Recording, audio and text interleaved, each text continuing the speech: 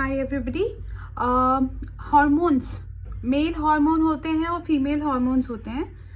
जो male hormone होता है उसका नाम होता है टेस्टोस्टेरॉन, और जो फीमेल हार्मोन होता है उसका नाम होता है ईस्ट्रोजन, प्रोजेस्टेरॉन, ईस्ट्राडायल और बहुत सारे।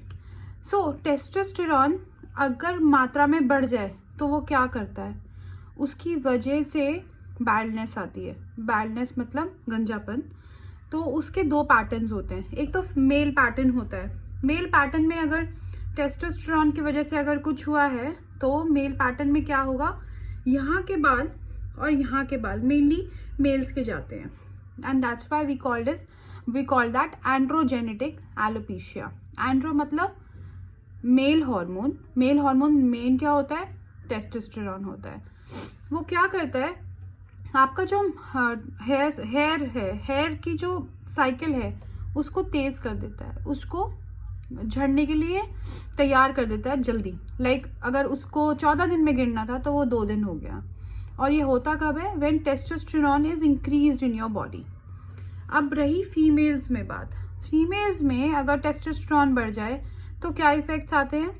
अगर गंजापन आता है तो फीमेल पैटर्न और गंजापन कैसा होता है, यहाँ जो मांग होती है बीच की चीज, उसका जो गैप होता है वो बढ़ जाता है। लाइक इफ यू सी ये हल्का है, अब वो यहाँ तक दिखेगा पूरा। So this is female pattern of baldness, female pattern of hair fall, and it happens due to increased testosterone.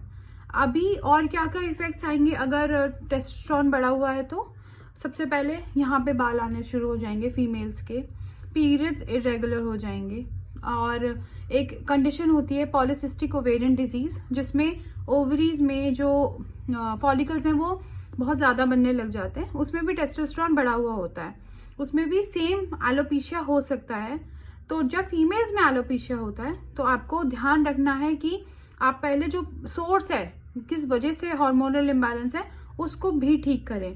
सिर्फ पीआरपी देने से कुछ नहीं होगा उस वक्त, क्योंकि पीआरपी किस पे काम कर रहा है, पीआरपी तो सिर्फ स्कैल्प के लिए काम कर रहा है, बट अगर पीछे से हार्मोन करे जा रहा है गड़बड़ तो फिर कुछ नहीं हो सकता है। So when you are working on baldness specially in females, then definitely हमें पहले पीछे के जो हार्मोनल इम्बैलेंस के सिंड्रोम्स हैं वो ठीक करने हैं। पीरियड्स की अगर प्रॉब्लम है तो उसको भी ठीक करना है, चाहे फिर गायनेकोलॉजिकल कंसल्टेशन लेनी पड़े।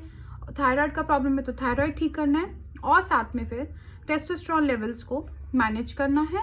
और तब जब ये सब मैनेज हो जाता है, अगर उसके बाद हम बैडनेस के लिए पीआरपी या फिर ग्रोथ फैक्टर कॉन्सेंट्रेट, जिसको जीएफसी भी कहते हैं, उनका कॉम्बिनेशन, पीआरपी और जीएफसी का कॉम्बिनेशन देते हैं, then it works. But simply just like males, अगर हम फीमेल्स में सिर्फ पीआरपी करने लग जाए, it won't work, because hormones is the problem. So we have to take care that PRP is a solution to androgenetic alopecia in males, but not maybe directly in females.